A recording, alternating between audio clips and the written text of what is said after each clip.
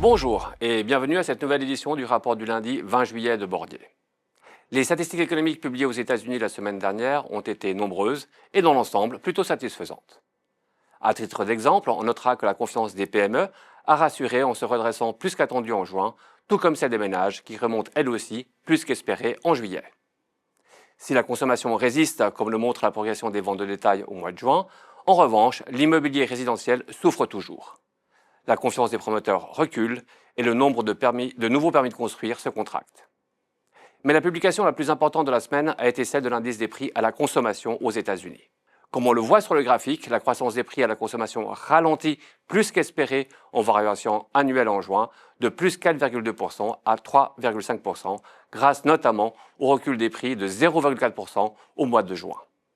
L'inflation sous-jacente décélère elle aussi de 2,8 à 2,6% en rythme annuel, c'est plus qu'escompté. Cette bonne nouvelle est d'ailleurs confirmée par le ralentissement des prix à la consommation de plus 6% à plus 5,5% sur un an. Malheureusement, la suspension du protocole d'accord entre les États-Unis et l'Iran tempère quelque peu ces données encourageantes.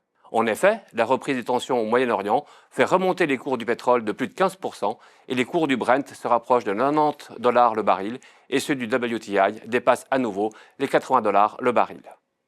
Au final, ces forces divergentes se sont soldées par un point de base de baisse sur les taux souverains à 10 ans aux États-Unis et par une hausse de plusieurs points de base en zone euro. Les prix d'obligations ont donc reculé légèrement en euros et progressé encore plus modérément en dollars. L'or en a souffert, il perd 2,2% sur la semaine et ne profite pas de la légère dépréciation du dollar de 0,2%. L'impact sur les actions s'est révélé différent que lors de précédents rebonds des prix du pétrole. En effet, les actions européennes et suisses affichent, pour une fois dans un tel contexte, des performances positives alors que les pertes sont à l'ordre du jour aux États-Unis et surtout dans les marchés émergents. Ceci peut s'expliquer par le fait que le secteur de la tech, très présent dans les indices américains et émergents, plutôt décorrélé d'ailleurs de la géopolitique, n'a pas protégé ces marchés cette fois-ci.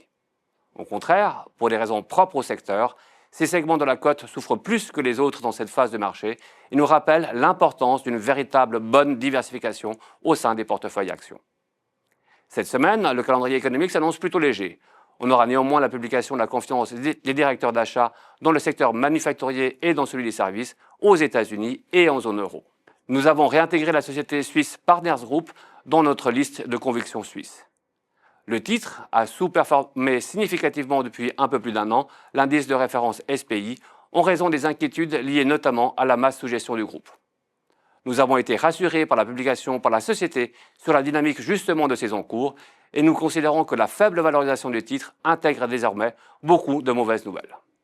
C'est la raison pour laquelle nous pensons que le titre devrait à nouveau surperformer l'indice de référence des actions suisses. C'est tout pour aujourd'hui et je vous remercie de votre attention et vous dis à la semaine prochaine.